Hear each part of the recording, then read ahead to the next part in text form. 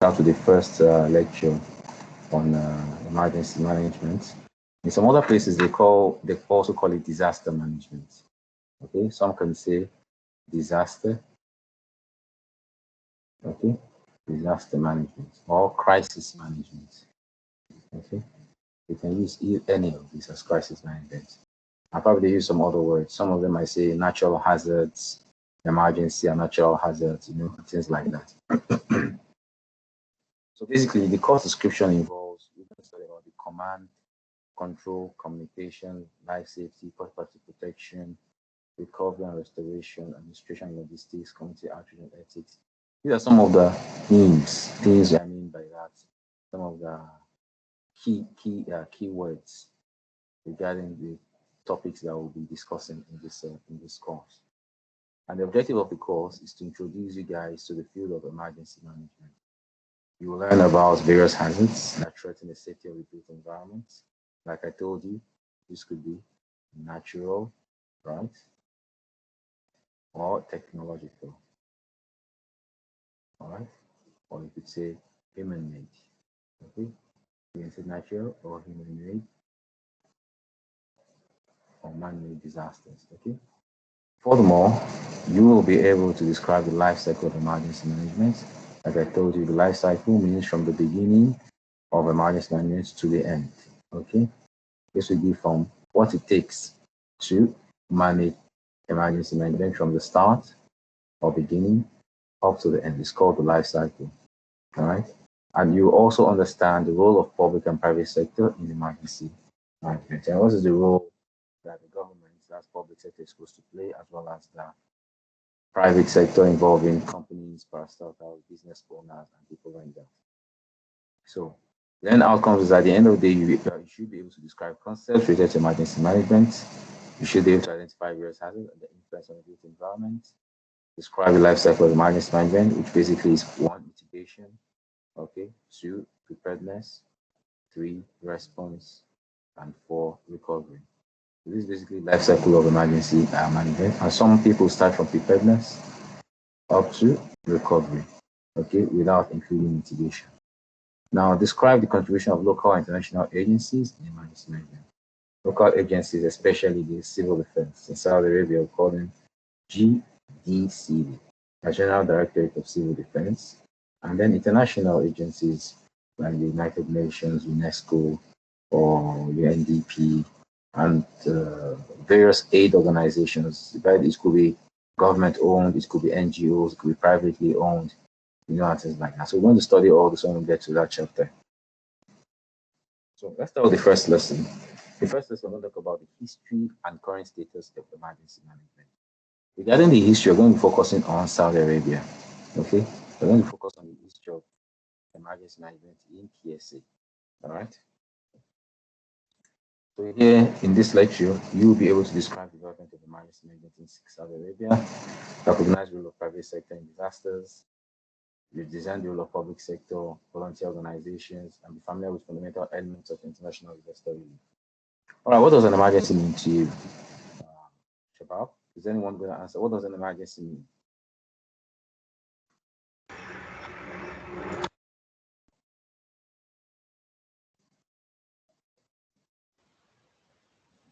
Unwanted event that happened surprisingly. Okay. Unwanted event that happened surprisingly? Yes, that happened. That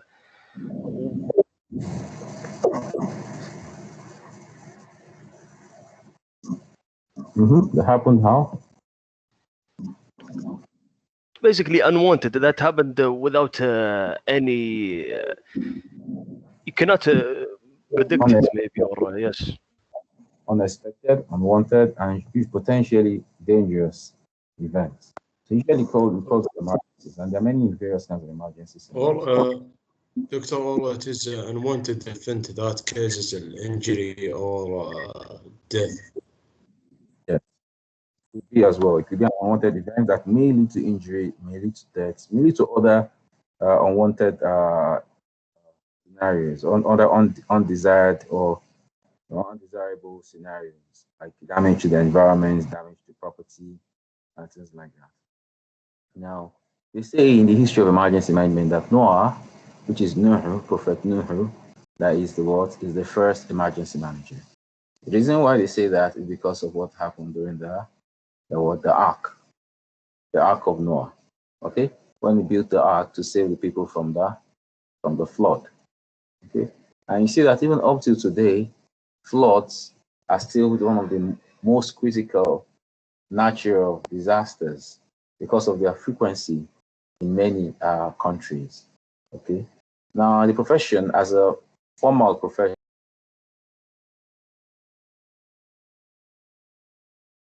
because it depends on when this information was documented.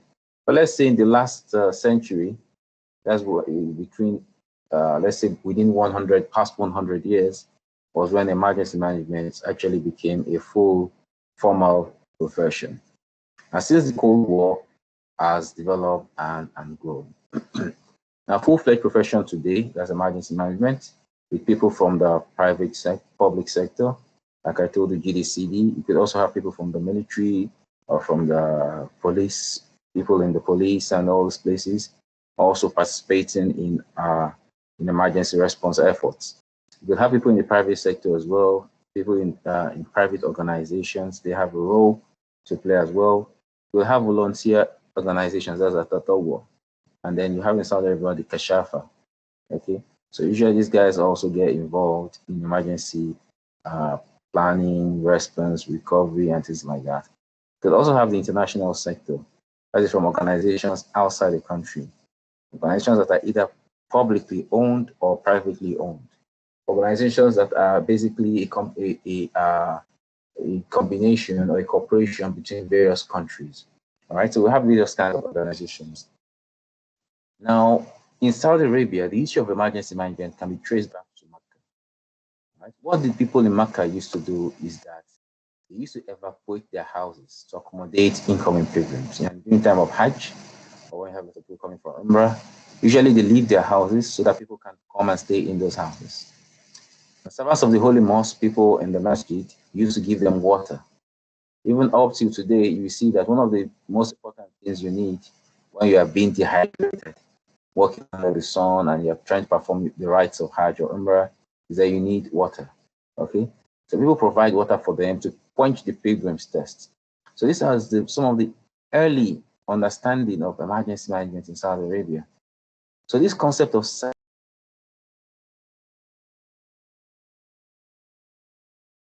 all right, or the first emergency management plans in the Kingdom of Saudi Arabia. All right. So basically, it started from this concept of having a lot of people and trying to serve them. And you find out that even up till today, one of the most critical emergencies times in Saudi Arabia is during the Hajj season, when you have so many people gathering at the same place at the same time. So the following sections, as we see later on, describe some of the most significant disasters in the history of Saudi Arabia. Something else that makes us understand the development of emergency management in Saudi Arabia has to do with the history of events, of disasters events that has happened in the kingdom, because this has led to reforms, that has led to policies, that has led to laws, that has led to new strategies that has been introduced by the government or by the authorities, depending on what they have learned from the past disasters. So let's see. This is an example of the top 10 disasters or major disasters in Saudi Arabia between 1960 and 2010, which is 50-year period. Okay, between 1960 and 2010, which was a 50-year span. All right, and don't forget now we're in 2021. Okay, we're in 2021 now. So this, of course, this information needs to be updated. We had the significant flood in 2012, right? In 2012, we had significant flood. We had a stampede in Mecca, I think in 2017. Is that correct, guys?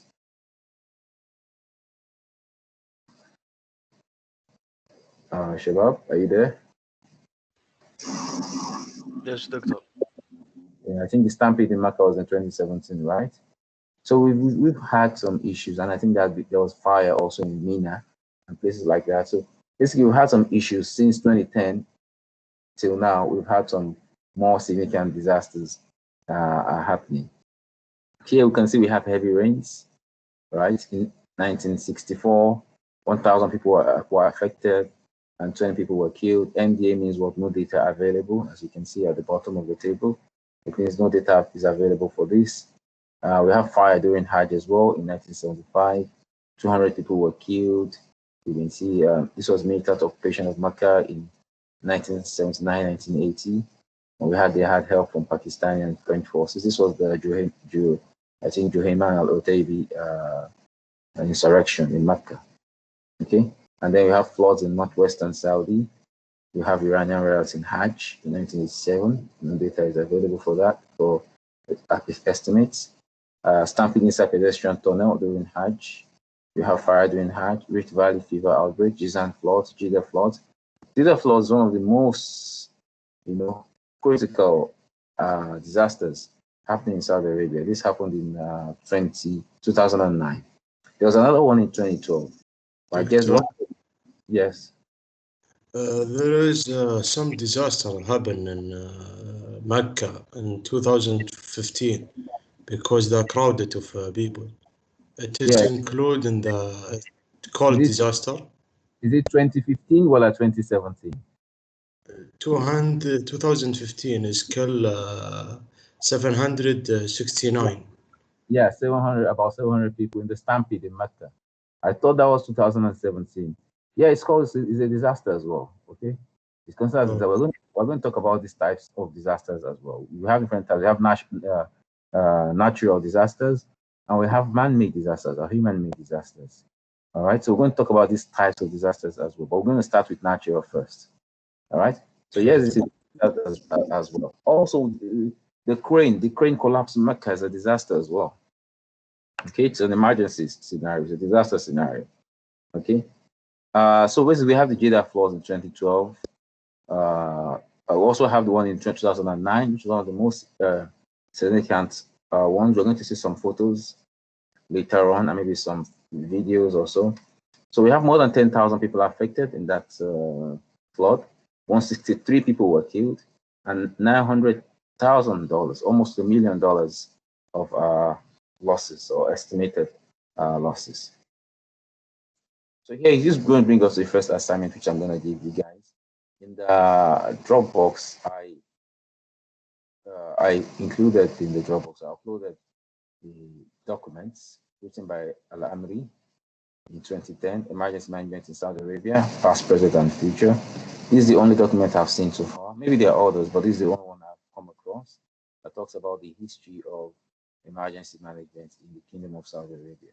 So I want you guys to read this document, and I want you to summarize it. You're going to summarize it in a 2-page document. I don't want you guys should do it, it's an individual assignment, so you have to do it separately. All right, so you summarize it, and when you summarize it, you highlight the most important points. I want to see, for example, the significant accidents that have happened in Saudi Arabia. Okay, significant accidents. Okay, or major accidents in Saudi Arabia. And I want to also see a chronological order of how emergency management policies have been formed in the kingdom. Okay, what steps has the kingdom taken over the years towards emergency management? I want to see you mentioning these important points in just 2 pages. Okay, so let's look at emergency development of emergency management plans in Kingdom of Saudi Arabia. So this started in more than 80 years ago, probably more than 100 years ago now. And fire brigade was formed in Mecca in 1927. This was the first step, right? In 1927, fire brigade was formed just only in Mecca. And then in 1948, almost 21 years after that, the Mecca Fire Brigade joined the later established Center of General Security to form General Security and Fire Services. So at that time, this Fire Brigade was added to the General Security Center to form the General Security and Fire Services. Over 32 years, this center or this organization grew to include 5 fire brigades in Mecca alone. I can see back to what we said. Everything starts from Mecca. All right. were still going back to Mecca until they spread to other areas. So fire brigades formed a number of other cities, including Medina, and then Jeddah, Riyadh, Qasim, and Daman. All right.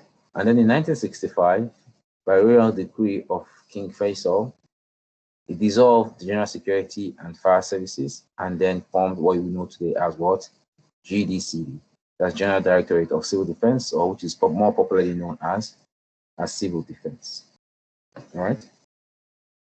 So in 1987, King Fahd ordered a reform of the GDCD structure, goals, and responsibilities. All right. So GDCD had a new structure in 1987. Their goals, their responsibilities were modified, and GDCD paid several visits to other countries for benchmarking. All right. We went to other countries to investigate civil defense advancement and useful experiences. So this was a benchmarking process that they did, okay, to develop or to become up to date in their operations at GDCD. So after extensive meetings, the current civil defense law was decreed, which included 36 sections. So we have the civil defense law that has 36 sections, and two sections. The following is a translation of two sections relevant to emergency management. Now, that which is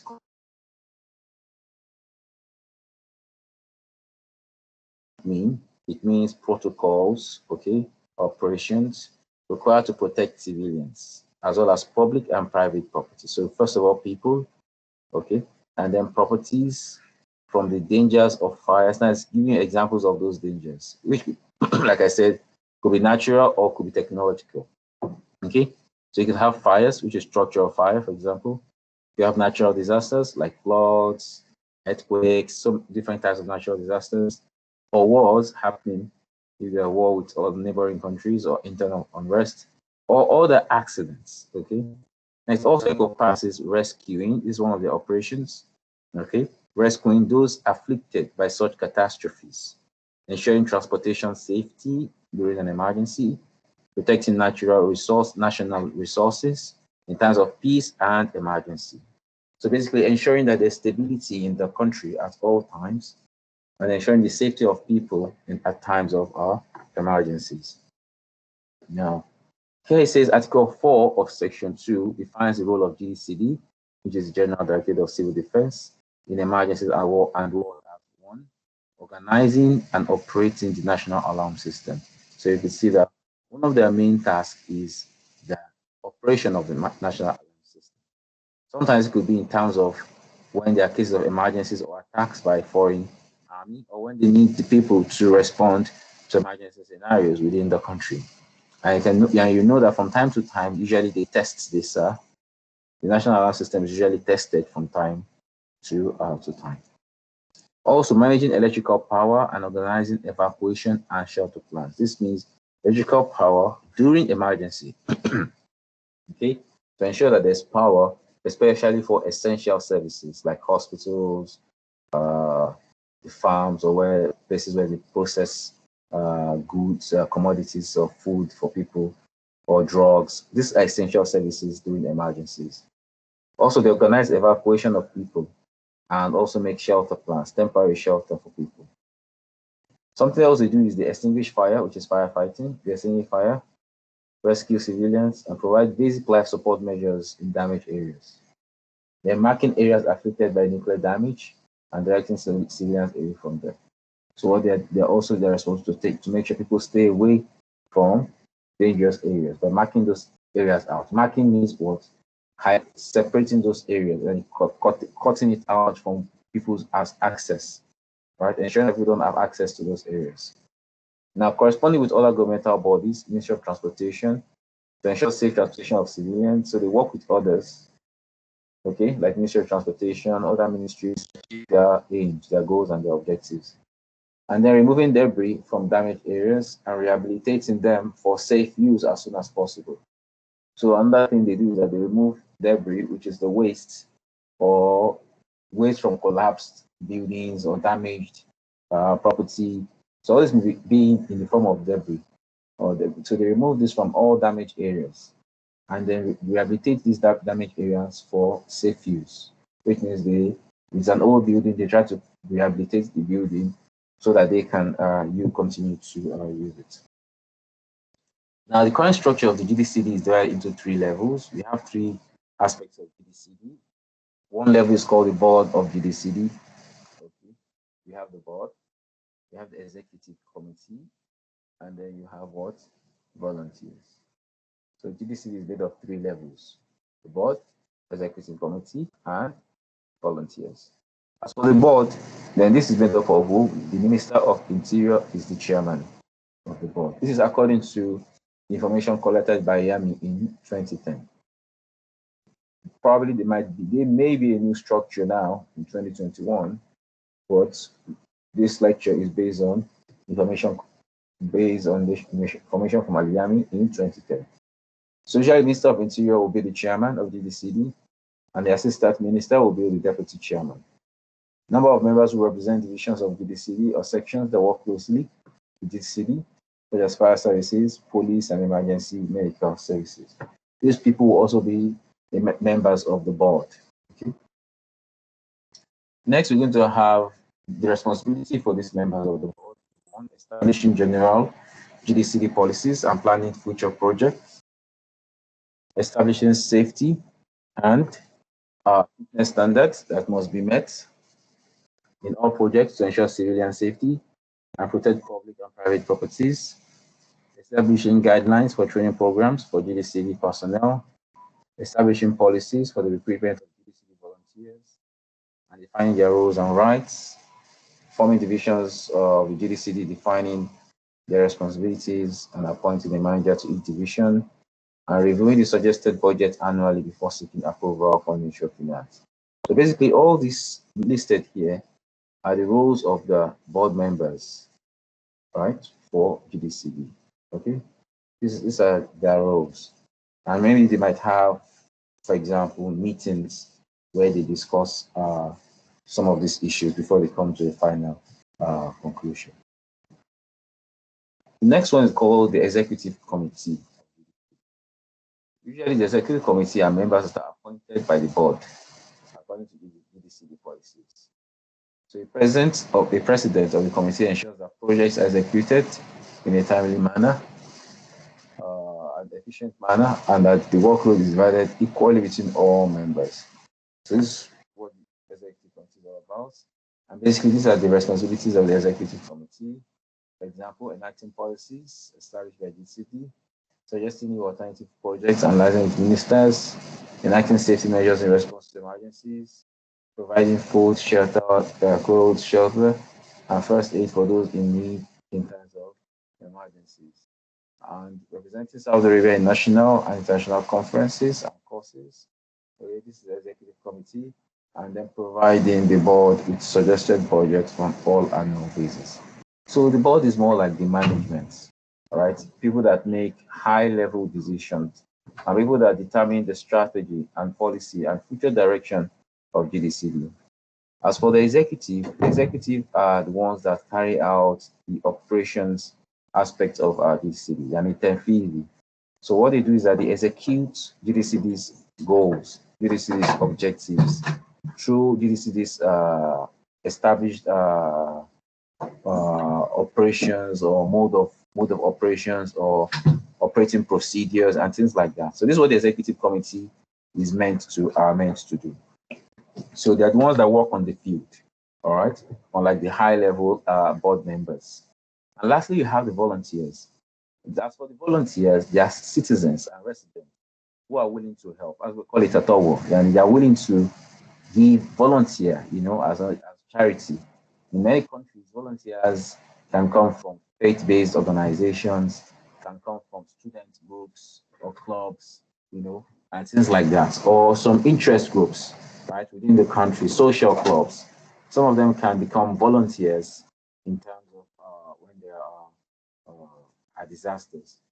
So these are citizens and residents who are willing to help with GDCD tasks during times of increased demand, such as natural disasters. And usually in Saudi Arabia, you can apply online. You can apply online on GDCD's website, and they're probably going to provide to you some training once you're accepted. They give you some basic training so that you can ensure your own safety as well as the safety of the people that you are trying to help. All right, so we call these people volunteers. Now, this image here, or this diagram, shows you the hierarchical structure, right, for GDCD. So you can see that it starts with the chairman, which is probably, like I told you, going to be the Minister of Interior. And then you can see the deputy chairman, which is probably the deputy Minister of Interior. And then those that work very closely with GDCD, from the medical services, from the fire services, and other places like that. So you can have, here you have assistant GDCD chairman, assistant of GDCD chairman, see the general secretary, aviation committee, relations officer, and all that. You have the safety and security committee. You have the committee for development and scrutiny. And you have information technology, human resource. I see you can have, so you can see we have various. I don't expect you guys to memorize this or to know all, but at least you need to have an understanding of how the structure, how it is being structured. Every country has its own structure, right? FEMA in the United States, by the way, why GDCD is for Saudi Arabia, you have Federal Emergency Management Authority, FEMA or FEMA, right, as the organization in the USA. All right, they probably have their own structure as well. All right, so basically, this is just what the organizational structure from GDCD looks like. And again, like I said, this is based on information from 2010. That's 11 years ago. All right, so basically, you could expect that there may be some changes to this. So guys, that brings us to the end of the first session regarding the history of